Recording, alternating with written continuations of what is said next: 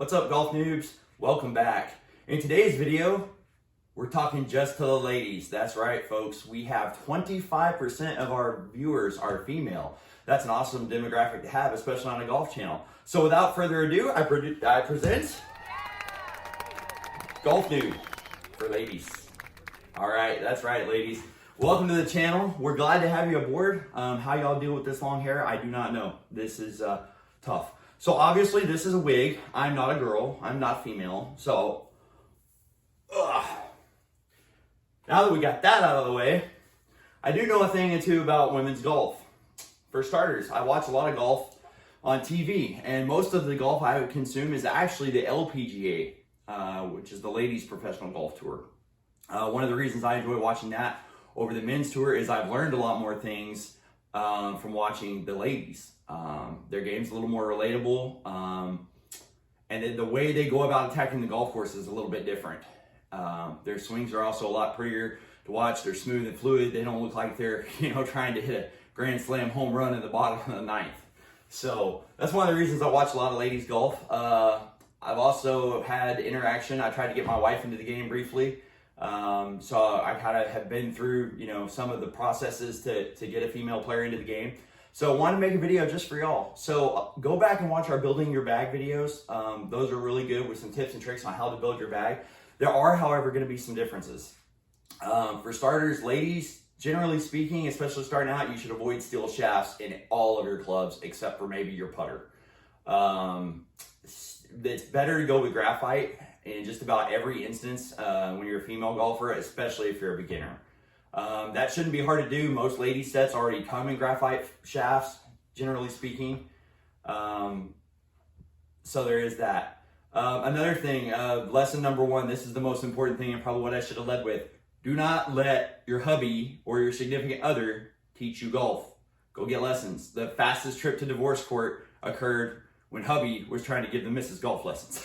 Okay, so let's not fall into that trap. We don't need any divorce lawyers involved, okay? So guys, again, it's best to attend some ladies clinics, many of which are free or inexpensive. A lot of the major golf retailers, golf courses do have clinics for beginners, and some of them even have ladies only clinics and classes. So make sure you check that out in the area where you live. Google, again, is your friend. That's a good way to find those kind of opportunities in your particular area. Back to kind of the equipment. Like I said, graphite shafts are typically the way to go. You can piecemeal your set together, but generally speaking with ladies, it's typically easier just to buy a full set, just because ladies gear is a little harder to find, especially in the used market space.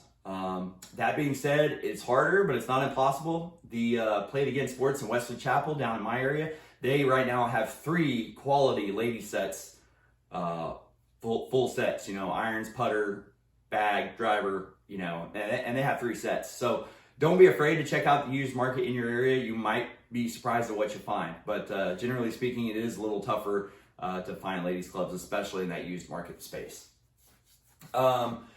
Women do have a real big advantage over men in one equipment regard. Typically speaking, the ladies sets, in my opinion, are of quite a bit higher quality than most of the men's total sets. Men's complete set golf clubs oftentimes, are kind of cheap and cheesy. They're bare bones just to kind of get you started. And that's kind of a disadvantage for the fellas because most men typically get a starter set and then they're in it for a season or 2. That's it. If you get a complete total set as a lady, typically you can get 4 or 5 seasons at least out of it because the quality is quite a bit higher. And it's a set that you can kind of grow into more gradually. So that's a pretty big gear advantage from where the ladies are coming from. Another reason graphite shafts are good, they're lighter, they're going to help you swing faster, they're going to help you get the ball in the air quicker, and the graphite shafts also reduce vibration. When you mishit a golf shot, you're going to get a little vibration up the shaft into your hands and arms, and that can bother all players, but it tends to especially bother kiddos and the ladies. So that graphite shaft will be a vibration dampening effect, which is really nice to have as well.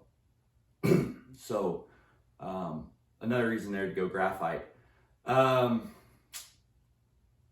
One of the other things that can lead to some sting on a mishit golf shot is the golf ball you play. So ladies are typically a little more comfortable playing a softer feeling golf ball. Most of the time, feel in a golf ball comes from two areas. It comes from compression and it comes from the cover. You want either a softer, thinner Surlyn cover or you want a urethane cover. Those golf balls are going to feel the softest. However, the urethane golf balls typically have much higher compression, and so they feel a little more solid when you strike them. A lot of your modern day Surlyn covered golf balls are going to have a much softer feel and a much lower compression. So when you hit the ball, it's going to feel more like mashed potatoes versus hitting a large rock. So another food for thought out there, ladies, when you're at the shelf looking at all the golf balls up there, aim for something a little softer, typically with a Surlyn cover and a reasonable price point, especially if you're just starting out. The whole not being ready for the golf course thing I mentioned in some of my videos, it's true for the ladies as well. Unfortunately, it's more true for the ladies, just simply because the ladies typically don't hit the ball as far. So with the male players, I tell them, when you can hit 3 or 4 shots in the air and get it at about 150 yards, you're ready for the golf course. Okay. Typically executive courses, par 3 courses, or playing the 4 tees at one of the par 72 golf courses.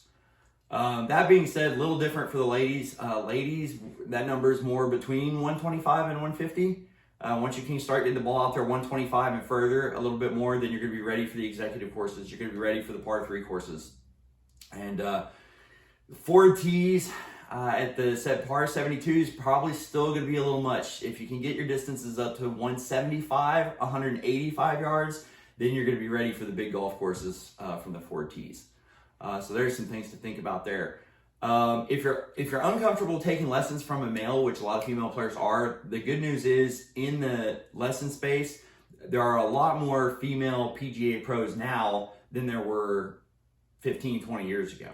So again, Google is your friend. If you're looking for a female teacher, there are plenty of PGA pros out there who are female who would be willing to take you on and help you along your golf journey.